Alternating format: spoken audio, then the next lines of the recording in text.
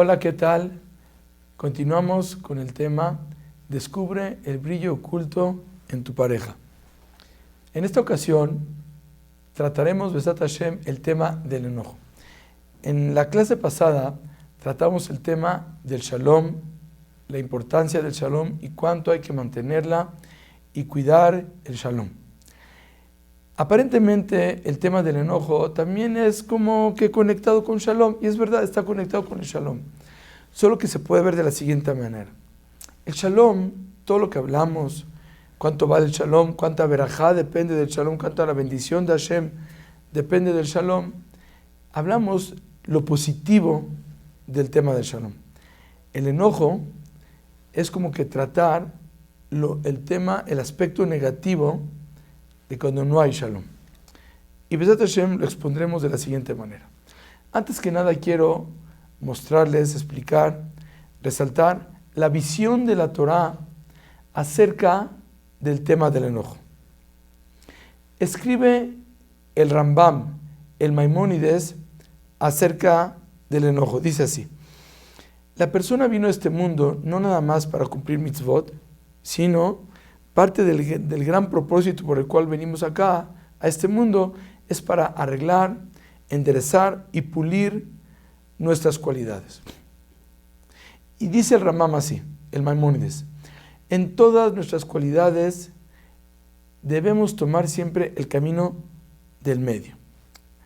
Algunos jajamim le llaman ese camino Shvil HaZahab, el sendero de oro. ¿A qué se refiere? Por ejemplo, en la vida hay una cualidad que es ser muy espléndido. Y hay gente que al revés, que tiene la cualidad de ser muy avaro, muy codo, como dicen. Dice el Rambam: ni uno de los extremos es bueno. No es bueno ser ni tan espléndido, pero tampoco codo. Hay que llevar el término medio, el camino del medio. Ni muy espléndido, ni muy codo, sino a veces gasta, a veces se retiene de no gastar, y así en todas las cualidades. Por ejemplo, hay gente que es muy activa, hay gente que es muy floja. Ser flojo no es bueno para nada, pero también ser muy activo no es bueno. Hay que saber descansar. Hay gente que no sabe descansar. Entonces siempre el término medio. Hay gente que es muy vacilador, hay gente que es muy amargada. Hay que llevar el término medio. Sin embargo, dice el Rambam, existe una cualidad que hay que comportarse en ella e irse hasta el otro extremo completamente. ¿Cuál es? La cualidad del enojo. El enojo, ahí no hay que ir por el término medio. A veces enojarse, a veces no. Sino el enojo, en lo absoluto, te debes enojar. El Rambam así lo dice. Entonces, vale la pena. Entonces, una vez que el Rambam, el Maimónides lo dice, lo aceptamos, pero lo que quiero es comprender lo que dice el Rambam y por qué el enojo es tan tachado que de ninguna manera puede la persona disponer del enojo. Y trataremos de explicarlo así. Para explicar este tema y entender por qué el enojo es tan tachado y no podemos disponer del enojo, creo que la mejor manera sería empezar por contar una historia impresionante que cuenta la Gemara acerca de Hillel HaZaken. Antes que nada, Hillel HaZaken fue uno de los hajamim más grandes que existió en la época de los Tanaim. La época de los Tanaim fue los hajamim que existieron a fines del segundo templo, del segundo Bet HaMikdash. Por esa época, alrededor de 400, 500 años o un poco más tal vez. Hillel HaZaken fue de los Tanaim más famosos que existió. Y cuenta la Gemara así, que en cierta ocasión, dos personas apostaron entre ellos a ver quién logra hacer enojar a Hillel HaZaken. Porque Hillel HaZaken era una persona que se destacaba en su humildad y en su paciencia para no enojarse. Apostaron, ¿cuánto? 400 monedas. Agarró uno, dice, yo lo voy a hacer enojar. Escogió el momento más tenso y más difícil de la semana. ¿Cuál es? La víspera de Shabbat, pero ya muy cerca de Shabbat, no crean que vienes temprano. Hillel HaZaken estaba en su casa, se estaba bañando, y él fue a verlo. entró a la casa y empezó a llamar, Mikan Hillel, Mikan Hillel, ¿dónde está Hillel? ¿Dónde está Hillel?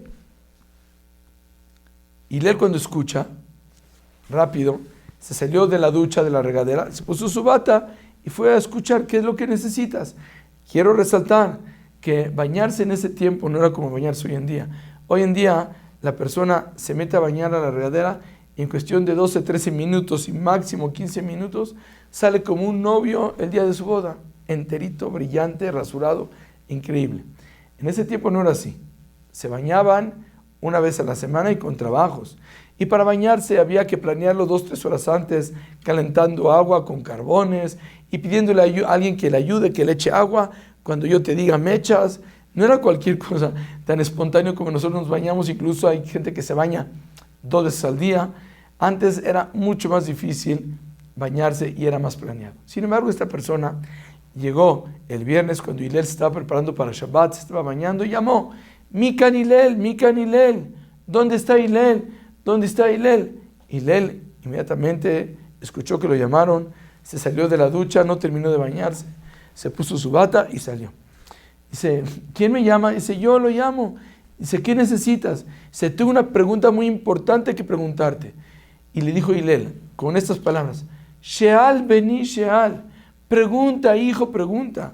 Oye, lo sacan a una de la ducha y aún así contesta con toda la paciencia y la víspera de Shabbat.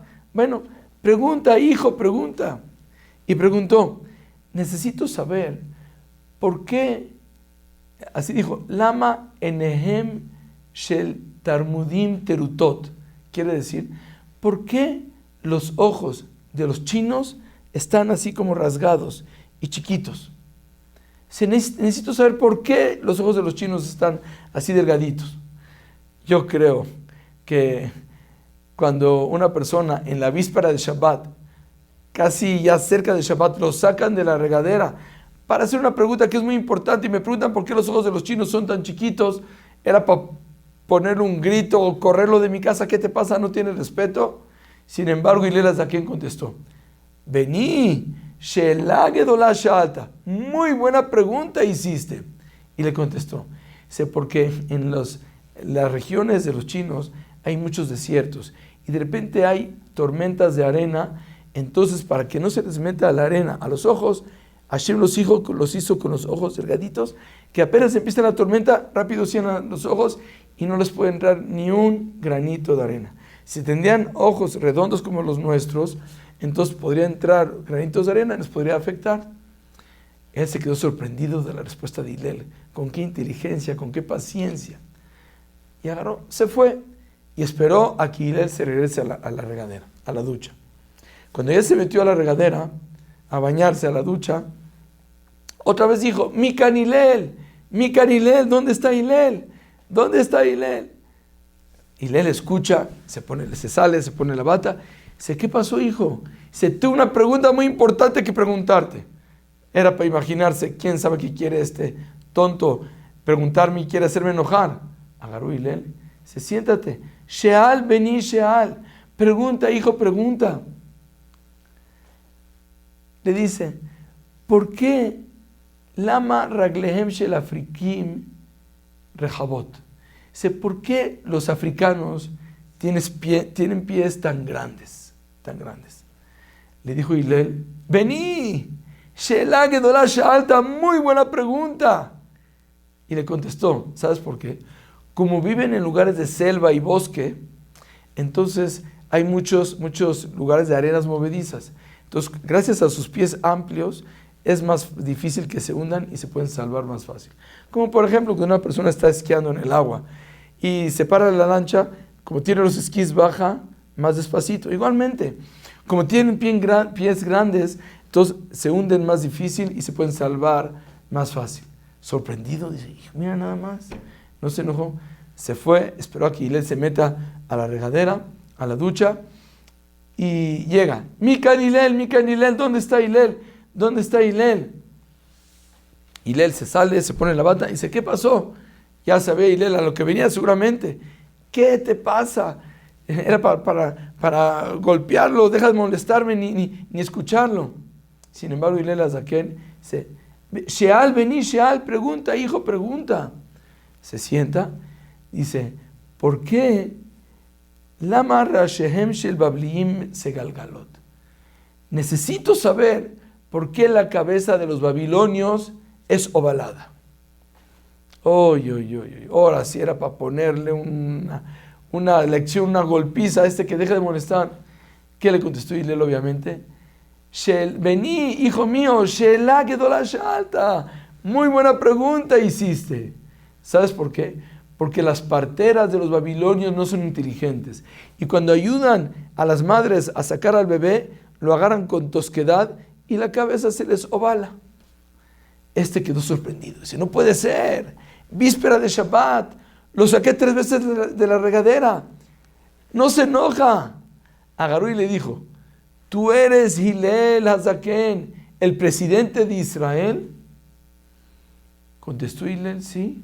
Que sepamos que el presidente de Israel en ese tiempo no representa un puesto político, sino al contrario, representa un puesto espiritual, que al ser presidente de Israel quiere decir que tiene la última palabra alágicamente en cualquier tema de la Torá. O sea, vemos acá, uno podría pensar, después de escuchar estas historias, que Hillel Azaken era una persona que psicológicamente mal, afectado, le falta un tornillo o 2. No es cierto, Hillel Azaken era el presidente de Israel, o sea que se regía la halajá por su palabra, tenía esa capacidad, ese nivel halágico y espiritual, no era un cualquiera, no tenía problemas de autoestima, no tenía problemas psicológicos ni nada, si no, no sería escogido como el presidente de Israel. Y le dijo, Hillel, ¿tú eres el presidente de Israel? Dice, sí. Dice, ojalá que no exista más gente como tú en el pueblo de Israel. Dice, ¿por qué? Dice, porque por tu culpa he perdido 400 monedas. Le contestó Hillel y le dijo, hijo mío, ten cuidado, cuídate de Hillel, porque Hillel es capaz de hacerte perder 400 monedas y 400 monedas y no vas a lograr hacerlo enojar. Miren nada más, qué historia tan impresionante. ¿Hasta cuánto la persona tiene que mantenerse y no enojarse? Entonces, esto completa y complementa muy bien las palabras del Rambam. El Rambam, el Maimónides, dijo de que la persona se tiene que alejar del enojo totalmente hasta el otro extremo. Lo vemos palpablemente en Hillel Azaken. Pero, ¿qué sentido tiene alejarse tanto del enojo? O sea, el enojo para nada es algo natural. Entonces, quiero explicar. Antes que nada tenemos que saber de que una casa donde no hay enojo es otra casa. Es una casa brillante. Algo que pensé decirlo hasta el final, pero lo voy a decir desde ahorita. Por un lado, cuenta la Gemara que le preguntaron a Rabbi Zerah. Rabbi Zerah fue un jajam que vivió muchos años. Le preguntaron, Rabbi Zerah, ¿gracias a qué viviste tanto tiempo? Y dijo Rabbi Zerah, Meolam lo ikpazti betoch beti. En mi vida me enojé en mi casa. Vemos por un lado ya la gran verajá que trae el no enojarse. Por otro lado, está escrito en la Gemara, en Masechet Gitin, advierte la Gemara, Leolam al yatil Adam ema yetera betoch beto. Debe la persona siempre cuidarse y no imponer enojo en su casa. ¿Por qué? Porque la persona que impone enojo y temor en su hogar corre el peligro que algún día su esposa no esté pura en la noche de la tevilá para estar con él y tenga relaciones con una mujer nidá impura. Ahorita explicamos por qué. Y aparte también corre el riesgo que le vayan a dar de comer tared. ¿Por qué? Puede llegar a tener relaciones con su mujer impura. ¿Por qué? Porque si en cierta ocasión, digamos, el 7º día de limpios que se tiene que cuidar una pareja para poder ir a la tevilá en la noche, si se dio la ocasión que la mujer no hizo bedicá el 7º día, si nada más piensa, guay, con tantas tareas que tiene la mujer, puede ocurrir que se le olvide. Y ella piensa, uy, no hice Bedicá, ya se puso el sol, ya no puedo hacer Bedicá en este momento. Mi esposo me va a matar si es que le digo que no hice Bedicá. Mejor voy a la Tevilá y le digo a la encargada que hice Tevilá, que hice Bedicá, y adelante. Y la mujer realmente no está pura. Entonces, por el miedo que tiene la mujer hacia el marido, puede provocarle que tenga relaciones con una mujer impura. Número 1. Número 2, le pueden dar de comer taref. ¿Por qué? ¿Qué tal si el marido viene apurado para comer? Y de repente la mujer tuvo un problema en la cocina y se le mezcló carne con leche, o aplicó un producto que no era kasher en la comida, etc. Lo normal es que si eso no es kasher, no se puede comer. Pero como esta persona impone enojo y miedo en su casa, va a decir la mujer, ¿sabes qué? Yo no me arriesgo que ahorita me haga un pleito y se enoje y quién sabe qué quiere hacer conmigo. Yo mejor le doy la comida como está y que no sepa que esto tiene problemas de kashrut, carne de leche o lo que sea. Y como eso muchas cosas, cuando hay enojo y miedo en una pareja, en un hogar, tanto la esposa como los hijos o el marido a la mujer van a ocultarles cosas y se puede traspasar muchos pecados y no se crece como una pareja sanamente. Y al contrario, cuando en una pareja hay tranquilidad, paciencia, tolerancia, el enojo no entra por la puerta. Y la verdad, que esto no nada más aplica para la pareja, aplica en toda la vida, alejarnos del enojo, porque aparte el enojo aleja el shalom. Y explicamos cuánto la carencia del shalom aparta la verajá de nuestra casa y de nuestras vidas. Si la persona se mantiene tolerante, la casa es otra. De ese hogar sale y crece un marido, una mujer e hijos, como dicen, hechos con amor, gente con autoestima, sin miedo del público, sin miedo, sin temor de salir adelante, con la valentía de enfrentar situaciones y tener éxitos. Pero cuando hay tanto enojo y temor en un hogar, entonces, como dicen en México, una palabra perfecta, la gente que está dentro de ese hogar se achicopala y piensa que no tiene la capacidad de enseñar, de hablar, de luchar, de construir, de emprender. ¿Por qué? Porque yo no sirvo para nada. Así es lo que me inculcaron y me transmitieron en mi casa, porque enojo, regaño para todo. Y en todo estoy mal. Les voy a dar un ejemplo para que veamos cuánto el enojo puede afectar y el regaño y el temor puede afectar en un hogar y más con los niños.